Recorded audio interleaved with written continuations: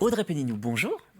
Bienvenue sur le plateau de la matinale. Alors ensemble, on va évoquer, puisqu'on l'a fait hier avec La Roche Agglomération et on le refera demain, on va continuer avec Saint-Jean-de-Mont. Mais aujourd'hui, on va parler de ce qu'on peut retrouver dans le sud-ouest vendéen avec votre structure, puisque c'est important de le dire, il y a beaucoup de choses qui se préparent pour les vacances, n'est-ce pas ? Oui. On a un planning assez intéressant pour ces vacances d'automne avec pas mal de structures qui vont proposer des animations.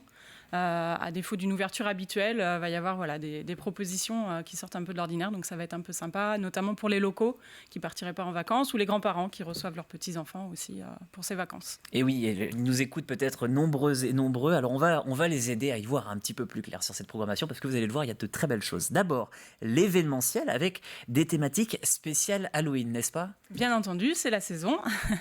Et donc, on a notamment 2 temps forts sur cette thématique avec, au niveau du grand séminaire à Luçon, une veillée, ce sera dimanche, sur la fin d'après-midi, de 16h à 22h, une mise en lumière de la cour d'honneur en fait, de cet espace, avec des personnages qui seront là dans l'ambiance Halloween pour accueillir les enfants, les plus grands, une mise en lumière aussi à partir de 18h. Alors selon la météo évidemment, puisque c'est en extérieur. Donc la météo sera décisive dans la mise en place. Et puis on a la maison du maître de digue, alors là à Chaillé-les-Marais, qui va proposer 3 pièces dans l'ensemble de ce musée qui sont remises totalement dans une ambiance Halloween vraiment très forte, on va dire, avec un jeu d'énigmes, un jeu d'indices à rechercher pour déjouer le sortilège de la sorcière qu'elle a jeté sur la famille Collardeau, la famille du maître de digue. Et ça va se passer les mardis, jeudis et vendredis, ainsi que les week-ends. On a fait des rajouts de temps d'animation à partir de 8 ans. Et donc, vraiment, pour être bercé dans cette ambiance du moment d'Halloween. Vous avez rajouté des créneaux parce que c'était plein Alors, c'est pas plein, mais on pense que sur les week-ends, du coup, il y a quand même des gens qui travaillent un peu en ce moment, quand même. Donc, pour que ces gens-là puissent en profiter aussi, il y a une décision qui a été faite de rajouter les 14h-18h des samedis, dimanches 1er novembre et le week-end suivant des 6 et 7 novembre également. Donc il y a beaucoup de choses sur Halloween comme on l'a dit. En plus ce qui est sympa c'est que vous le disiez sur le premier événement, donc on va voir la façade illuminée, c'est ça ? La cour d'honneur, la cour d'honneur en ambiance. Voilà, et avec des personnages qui vont venir pour essayer de raconter une histoire en plus, c'est ça ? Alors raconter une histoire ou en tous les cas générer une ambiance Halloween dans cet environnement. Les vacances, ce n'est pas qu'Halloween, bien sûr, il y a plein d'autres choses à faire, on va le développer tout de suite. D'abord avec les thématiques sur les sorties en plein air.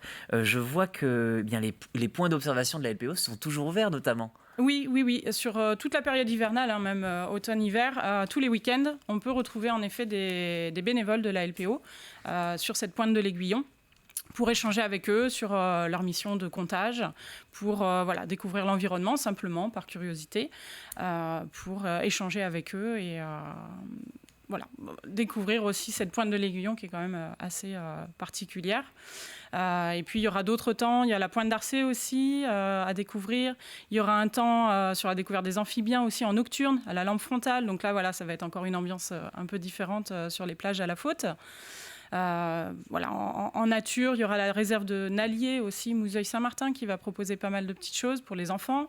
Pour, pareil, grands-parents-enfants, parents-enfants, tout le monde pourra s'y retrouver. Là, ce sera donc des recherches d'objets liés à l'automne, de feuilles, de marrons et autres, pour derrière créer des objets à partir de tout ça. Oui, on parlait de la LPO, c'était notre invité dans la matinale il y a quelques semaines, rappelez-vous. On avait évoqué ensemble comment se passait cette campagne, mais sur les sujets naturels, il n'y a pas que ça, il y a aussi nourrir les oiseaux, j'ai pu voir, il y a des campagnes là-dessus, c'est passionnant, n'est-ce pas ? Oui. Alors ça, c'est la réserve de Saint-Denis-du-Perret qui se renouvelle aussi dans ses animations. Et va proposer cet atelier Nourrir les oiseaux avec donc évidemment une approche, une explication de comment fonctionne cet animal et puis création ensuite également et surtout les enfants pourront revenir à quelque chose de concret chez eux à mettre dans leur jardin pour pouvoir observer après les oiseaux de leur jardin, donc ça va être plutôt sympa aussi. Donc de l'assiette, il y a aussi tout simplement la traite de certains animaux. Ça, c'est organisé par le même organisme ? Alors non, ça c'est à chaque fois c'est les personnes individuellement, les structures qui organisent leur manifestation. Là c'est à Nallier. La traite de la ferme de Nermou, en effet, sur la commune de Nallier, qui fait partie d'un réseau Invitation à la ferme.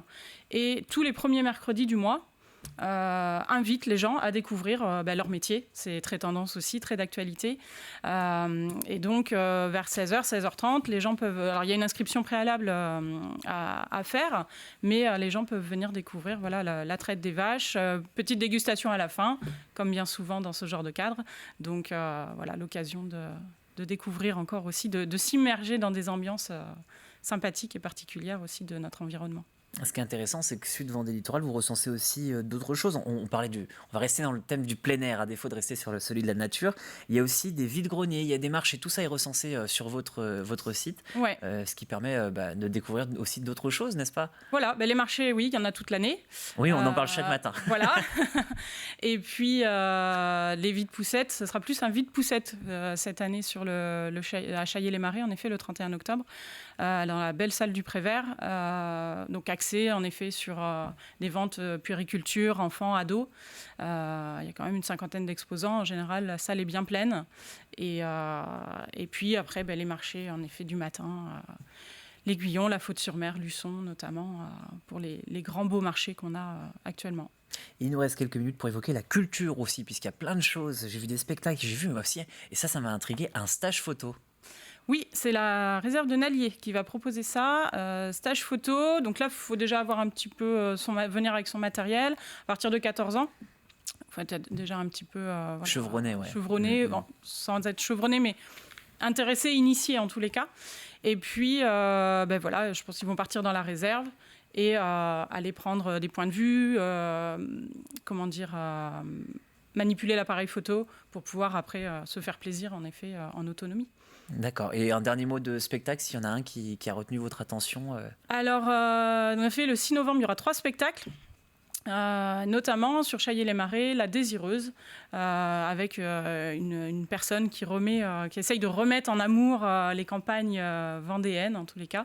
Et donc, je pense que ça peut être quelque chose de sympathique à découvrir là aussi. Eh bien, je vous remercie, en tout cas, Audrey Pénineau, d'avoir été l'invité de la matinale. Je rappelle que vous travaillez pour Sud Vendée Littoral et qu'ensemble, tout simplement, on a pu voir les beaux projets sortis sur votre territoire.